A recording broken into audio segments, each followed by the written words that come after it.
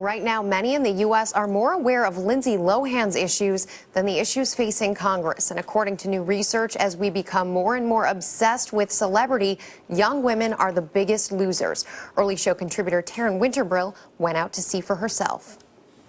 Each week, millions of American women tune in to watch the inner workings of their favorite reality TV families. I know. And while most can name at least one Kardashian sister, a new book says the majority can't name a single branch of the U.S. government.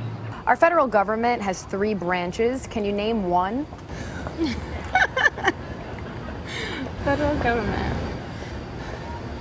8 million people follow Kim Kardashian's every move on Twitter, but how many of them follow national news headlines? Can you name the American city where more than 100 people were recently killed in a tornado? I don't know. Alabama? Okay, I think that's Tennessee. And what about you? Nothing. That's actually the state. Oh, but the state. Joplin, Missouri. Okay. Well, close enough. At least I have life and style. Recent studies underscore the alarming impact our celebrity-obsessed culture has on these young women. A quarter would rather win America's Next Top Model than the Nobel Peace Prize. Half would rather get hit by a bus than get fat. And 51% say that becoming famous is their #1 or #2 goal in life. It really astounds me. It makes me feel like we have really lost our balance here as a society, that we are focusing on the wrong things. And at the newsstand, supply is driven by demand, where gossip magazines like Us Weekly are thriving. Over the last 7 years, the tabloid has more than doubled its circulation from 800,000 subscribers a week to nearly 2 million. It's much more challenging to be a mainstream media outlet, but many of them are also turning more tabloid as they try in a desperate attempt to retain viewers and readers. Those consumers of tabloid media are also flocking to the web, to sites offering up-to-the-minute coverage of their favorite celebrities. At HollywoodLife.com, we have over 4 million unique visitors per month, and I would say close to 90% of them are female. Young women have always looked to the celebrities of their time as role models. It used to be that they were primarily interested in them as style and beauty role models, but they're also interested in the lifestyle choices that celebrities are making.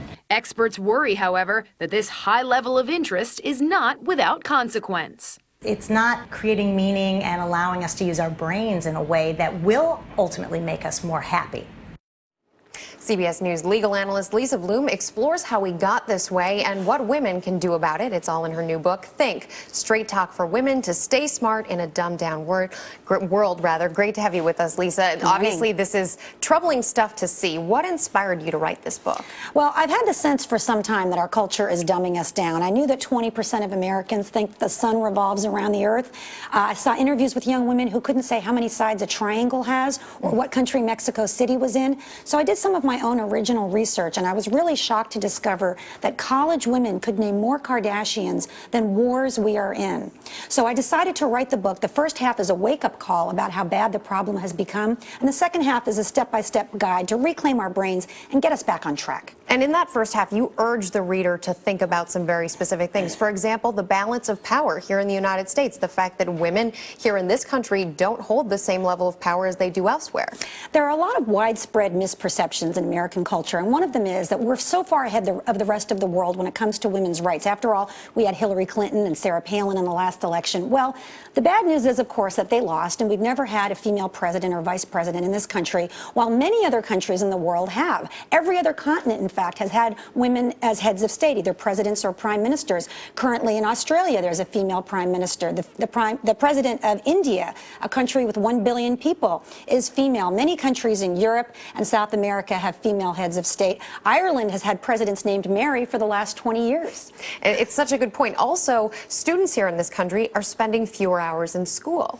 That's something else that many Americans don't know, that our kids have the shortest school days in the first world, only about 32 hours a week, compared to Europe, for example, where kids go to school 40, 45, even 60 hours a week in Sweden. And as a result, our kids also have the shortest school year in the world, only about 180 days per year. Other countries as as many as 200, 250 days a year. So our kids are less and less competitive against Europeans and East Asians. You also talk about, the fact that we spend our time differently. More of it is spent online, and you offer some solutions towards the end of the book. Tell us about those. Well, that's right. And for women, I think the most important solution is to reclaim time to think. We've become so distracted by the tabloid media culture. 20 times as many American women read tabloids than real newspapers. And what do we do overwhelmingly with our time? And I'm as guilty of this as anybody else. Online time, 28 hours a month for Americans, the most in the first world. Other countries spend significantly less time online, 19 hours, 17 hours, even 14 hours. And by the way, don't tell me you're reading serious news online. Some of the top searches on Yahoo last year were Miley Cyrus, Kim Kardashian. That's what we're usually looking at online. So it sounds like you're saying basically spend your time differently. Allocate at least some of it to a thoughtful pursuit. Reading, read real books, look at real news online, and connect, engage with the world. Lisa Bloom, as always, thanks so much for being with us.